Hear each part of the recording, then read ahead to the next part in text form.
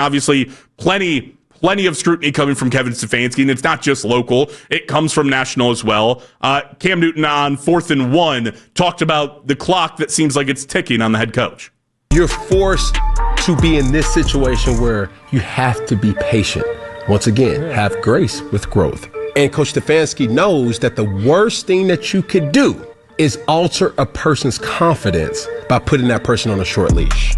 But here's my question to Coach Stefanski. How long are you willing to wait? Because if we keep losing games, what are we really doing? For sake of conversation, it ain't like Shedeur Sanders or Bailey Zappi can do any worse. Y'all still losing. And tick, tick, tick, tick, tick, tick, tick, tick, tick, tick, tick, tick. You're on the clock. And even though that's the ticking time of a clock, it can also be the ticking time of a bomb. So obviously Cam Newton just an interesting human being in general, but it goes into every decision that's made here, because you obviously hear him mention the quarterbacks and everything that goes into it.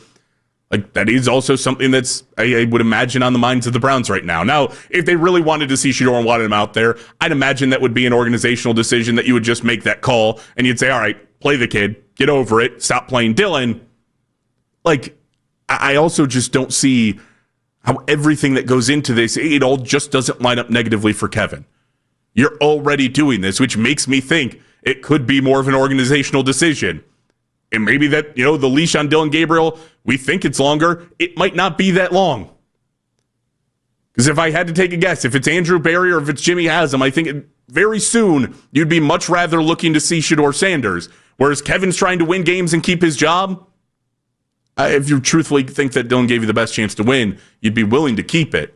It feels like a lot of things are out of Kevin's control, despite, all of the success, all of the, positivity in the locker room that he gets. It feels like things are slipping further and further away from Kevin. I had mentioned to you guys, basically, that just because you deserve it doesn't mean that you actually get it. And in a lot of ways, you look at the Browns quarterback spot, and you think it's the exact message that goes out there. Like, there's things that I feel bad for Dillon in the situation that they're in. There's a lot of ways that I feel bad for Shedeur Sanders in the situation you're in. Like, this has not been a fair just season for two rookie quarterbacks trying to get their feet under them and trying to prove that they can be starters in the NFL. My problem is, that's not really what this was all meant to be. This was never going to be this kumbaya fair story that everybody gets a perfect shot to go out and do it. In a lot of ways, that's just the way the NFL is. But certainly right now this season for the Browns, when you look at the quarterback spot, that's the way that it had to be evaluated. You could not go out there and act like you were giving everybody a fair shot, a true fair shot to go out and win the job. And that's why Mary Kay Cabot was on Baskin and Phelps yesterday of Cleveland.com, and she had mentioned that maybe we're looking at Dillon and he probably does deserve a little bit more. His ability to absorb 16 hits and 6 sacks and keep getting up after that in one game, that was a really, really rough game for a young quarterback. And then handling weather, I thought he did a nice job of that.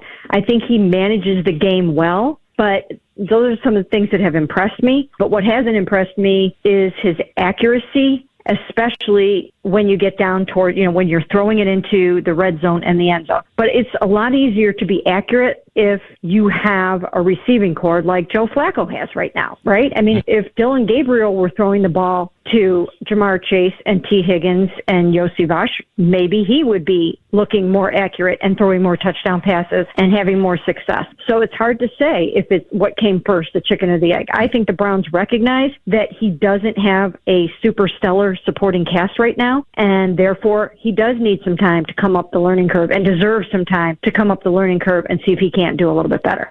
So again, in a lot of ways, like Mary Kay's 100% right in the fact that, yes, do you deserve more time when you don't have the pieces around you? Sure. But the reality of the situation is you don't have those pieces this year. Like, what is here, now that the deadline has officially passed, what is here continues to be what will be here. It's not like something is going to dramatically change. It's not like all of a sudden, like the addition of Cedric Tillman back potentially this week is not going to be the thing that puts Dillon Gabriel over the edge. And it's like, oh, I have a receiving core now. It's still just Cedric Tillman. Like, even if Ced is as good as he was a year ago, it's still not an elite wide receiver core. You still don't have a wide receiver one. You still don't have consistency in that room. And it's not like you look at it across the NFL and act like this is a, even non-bottom 5 receiver core in the NFL. They're bottom 5, and they might as well just be probably, the dead last. But Dillon can sure deserve more time. Like, should we look at this and go, Dillon has not had a fair shake at things, and it's not fair for us to give the assessment that we have on him right now because, well, he's made just a handful of starts in the NFL. Yeah, Dillon probably does deserve more time to prove, is this like, can I be the guy? But with that being said, you don't have that time. Again, you're not going to roll out next year and be like, well, we gave Dillon a fair shot. Right? Let's just have him go at it again because we didn't really get to see the full evaluation of Dillon Gabriel. No, you walk away from this and you go, well, Dillon had a shot. He had to prove it quickly, but we're going to draft a guy in the first round if it doesn't look like it's him. Like, I'd love to say that I truthfully care about whether or not Dillon deserves more time. Reality is, if you're going to be the quarterback of the future for the Browns and on the roster this year, you have to prove it this year. And you have to do it in a short sample size. And you have to leave, pretty close to unreasonable doubt that there is something there that is worth continuing and worth a team investing not only time, but potentially money in the future. And they have to be able to see it. Dillon has proven basically nothing at this point. And sure, you have an opportunity to bolster that against the Jets. And is it the right decision? I think you could have moved to Shedeur. I'm not saying that you had to. I'm all right with you going with Dillon this week. A little quick trigger announcing it before the bye had even hit. But all right, you give Dillon this week. It's where it comes back to, if it doesn't look good with Dillon Gabriel against the Jets, it's never going to look good. Not this year. Like, this is going to be the thing that would push you over the edge, that makes it just, undoubtable that it has to be right now. Gabriel is going to be a guy who we need to invest time in. You have to show that that's the case. And it can be in the Kevin Stefanski offense. It can be without, slinging the ball and looking like you're Joe Burrow.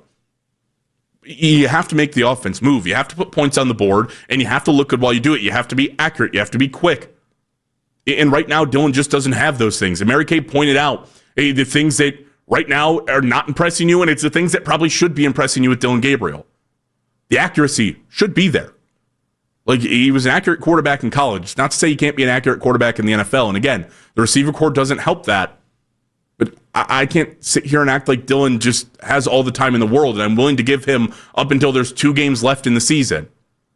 I'd rather see Shedeur at that point. Like, I'd rather just turn the page and figure out if Shedeur can show me a flash. Because if he shows me it, and I only have 2 games of evaluation, it's where it all boils down to. If I have a quarterback that I like in the draft, I'm going to go through and I'm going to draft that quarterback.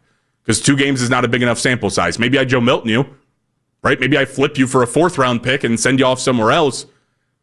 I just don't think that's the thing that I'm ultimately interested in doing. And maybe the Browns are. Maybe that was part of their play, and part of their plan is that maybe looks good, and this is basically trading a 5th-round pick up to try to get, a 4th or a 3rd. But I'd rather see, when I'm desperate at quarterback, that does this guy have a chance or does he not? And that's going to take time. I think if you're evaluating these guys, and if Dillon has continued to show nothing, he has continued to show me that there is not a franchise quarterback lurking in the wings right now that is going to just take this team next year and make them look great, then I have to be willing to give Shedeur a close to similar chance. Doesn't have to be the exact same amount of games, can be 1 less. But I'm not willing to just dwindle that down to 2 or 3 and call it even. You got to prove it this year. This year should be about proving it. You're 2-6. You're not going on a tremendous playoff run. You're not going out there and finishing the season probably with 8 wins unless something dramatic changed and Tommy Rees is an elite play caller and all of a sudden the offense just flips a page that we didn't think they could flip. But the quarterback spot, basically, when you moved to Dillon, it became a little bit about evaluation, but certainly by now it has become about evaluation. And I need to be able to evaluate everybody in the room, and that doesn't give you the time that maybe you even deserve. Dillon, is he being given a great opportunity right now to play in the NFL? Yes. Is it a great opportunity to be a quarterback for the Cleveland Browns right now? It's not that great. Like, there's a lot of things that go wrong with it, as you mentioned. The offensive line, especially at left tackle, you definitely look at the wide receiver core and say it's not enough. The difference, though, right now is that I need to see a flash. I need to see something that I can just visually see that tells me there's going to be a quarterback in there. And even quarterbacks with bad offensive lines are able to show that. And it's not, fair to make it a comparison to like Joe Burrow. But even when Joe Burrow was drafted, and yes, he was the number one pick, so this is obviously going to be more obvious with Burrow than anybody else, but you saw the flashes. Bad offensive line, still looked okay. Bad offensive line for the Patriots, guess what? Drake May still looks pretty good. And these are more talented players, but this is what's being put on them. Like, it's not to say that Dillon can't be a backup quarterback when things are fixed. He can't look good. It's not saying that you just dump him and you just get rid of him after this year. But when it comes to the evaluation of whether or not I have a franchise guy, if you're not showing me flashes, even when the team around you doesn't look good, then there's nothing really left to evaluate. There has to be a spark. There has to be something that leaves you going, I don't know. You give this guy some wide receivers, you give him a little bit better protection, there might be something legitimate here. And that might just be shown by pure talent. That might just be shown by making the right reads. If Dillon is terrified that he's going to get killed on every play, you got to overcome that. Like, either you're going to get killed on every play or you have to find a way to still find your guys downfield, take a bunch of hits, and still make the throws. Like Kevin said it himself, there's guys open down the field. Dillon's just not hitting them. Said it last week on the Kevin Stefanski show. So, okay, then you got to go find those guys open. And you got to be willing to take the hit to find that throw and get beat up a little bit. Because if not, I'm sorry, you're not the quarterback of the Cleveland Browns. Like, that's the end of the road there for you. Again, it's not a fair evaluation. It'll be the same one that we have on Shedeur Sanders. The difference is that I think that you have a better chance right now, especially after seeing Dillon, that Shedeur can provide me a spark that maybe Dillon can't, or can show me something that Dillon has yet to show me. It was completely fair of them to say Dillon Gabriel's the starter, after Joe Flacco, and to go in and put him there before Shedeur Sanders, if that's the way they felt. After I continue to see Dillon struggle, time's running out. Same way Cam Newton said time's ticking on Kevin Stefanski. Well, the time has definitely been ticking on Dillon Gabriel. I'm fine with this week. I'm going to have a lot harder time rationalizing if I don't see it after he plays the Jets.